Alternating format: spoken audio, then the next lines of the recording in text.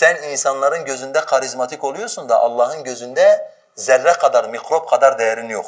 Onun için kibirli insanları kıyamet gününde Allah mikrop suretinde diriltecek. إلهي قد تراكمت الذنوب وما زالت بغفلتها القلوب وما زالت بغفلتها القلوب. Ben kibirli miyim dedin kendine. Emin ol ki vereceğin cevap şudur: hayır, ben kibirli değilim olacaktır. Çünkü kibir elle tutulan, gözle görülen, kulakla işitilen bir şey olmadığı için insanoğlu kibri somutlaştırmadığı müddetçe kibrin ne olduğunu bilmesi mümkün değildir. Haliyle insan kendine sorduğunda kimse de kendi yoğurduna ekşi demeyeceğinden dolayı insan kendisine sorduğunda sen kibirli misin? Hayır, Allah'a hamdolsun ki ben kibirli değilim diyecektir. Kibrin bazı alametleri vardır. Konuşurken insanların yüzüne bakmıyorsan sen kibirli bir adamsın demektir. Biri sana bir şey anlatıyor. Affınıza sığınıyorum, özür dilerim. Biri diyelim ki size bir şey anlatıyor. Sen de patronsun. İşçin geldi senin yanına, sana bir şeyler anlatıyor. Sen de koydun önüne hesap defterini, başladın hesap defterini çevirmeye. Tamam dedi. Sen kibirli bir adamsın. Sen akşama kadar da kendine mütevazi desen, seninle konuşan insanın gözünün içerisine bakmıyorsan sen kibirli bir adamsın. Sen eğer yürürken Allah'ın seni gördüğünü, Allah'ın senden haberdar olduğunu bilip yürüyüşüne dikkat etmiyorsan sen kibirli bir adamsın. Bakın kardeşlerim, bugün insanlara nasıl yürüyeceklerini öğretiyorlar yolda. Yani bunun kursları var. Kursa gidiyorsunuz. Size nasıl daha çalımlı, nasıl daha alımlı, nasıl daha karizmatik, nasıl daha dikkat çekici yolda yürüyeceğinizi öğretiyorlar. Evet, para veriyorsunuz, ateş satın alıyorsunuz. Yani gidiyorsunuz, ben cehenneme girmek istiyorum. Bana biraz kibir lazım, kibre ihtiyacım var. Onlar da diyorlar evet efendim, işte 4 seans yapacağız. Seanslarımız 500 TL diyor. Para veriyorsunuz. Eski ahmaklar cennetten arsa satın alıyorlardı. Şimdiki ahmaklar cehennemden ateş parselliyorlar kendilerine. Paranızı veriyorsunuz. Size nasıl kasıntı olacağınızı, nasıl kibirli olacağınızı size öğretiyorlar. İnsanların çoğu vücut geliştirmeye niye giderler? Sağlıklı olmak için mi? İnsanların çoğu diyorum, yani işlerinde istisna olabilir.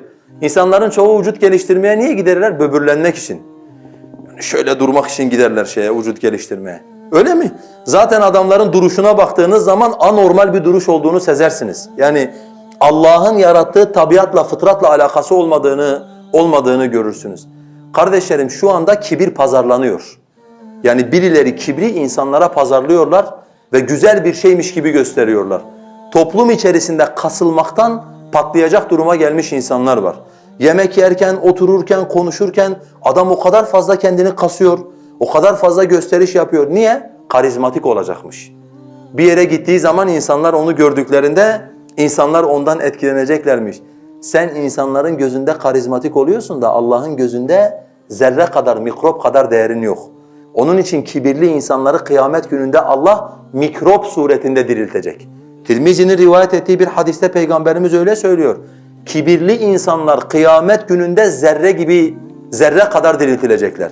Mikrop var ya, mikroskopla gördüğümüz mikroplar. Allah seni öyle diriltecek ve insanlar seni ayaklarının altında ezecekler. Karizmatik olacaksın dünyada ama ahirette bir karizman olmadıktan sonra dünyada karizman olmuş neye yarar, olmamış neye yarar? Onun için kardeşlerim, Müslüman neyin kibrin alameti olduğunu bilecek ve kendisini alametler üzerinden terbiye edecek. Kibirli miyim, kibirli değil miyim? Bu bir ahlak güzelleştirme yöntemi değildir. Biri sana nasihat ettiğinde, seni karşısına aldığında, yani Lokman Aleyhisselam'ın söylediğine bir öğüt de ben Muhammed sallallahu aleyhi ve sellem'den ekleyeyim. Biri seni karşısına aldı, Allah'tan kork dedi. Bu yaptığın yanlıştır senin dedi. Şöyle yapman gerekir dedi.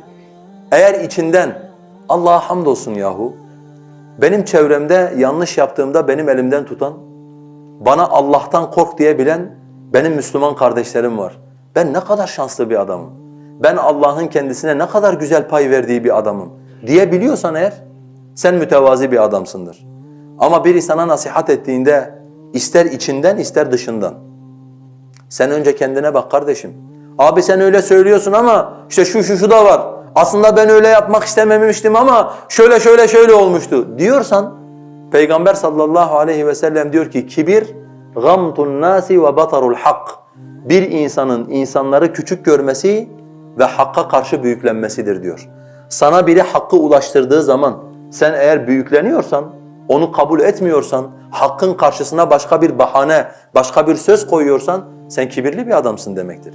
Sen herhangi bir insanı ırkından ötürü, herhangi bir insanı elbisesinden ötürü, herhangi bir insanı yaşantısından ötürü, herhangi bir insanı konuşmasından, uslubundan, şivesinden ötürü küçük görüyorsan, onunla dalga geçiyorsan, onu bir eğlence ediniyorsan sen kibirli bir adamsın. Çünkü kibir hakka karşı büyüklenmek ve hangi gerekçeyle olursa olsun insanları küçük görmektir.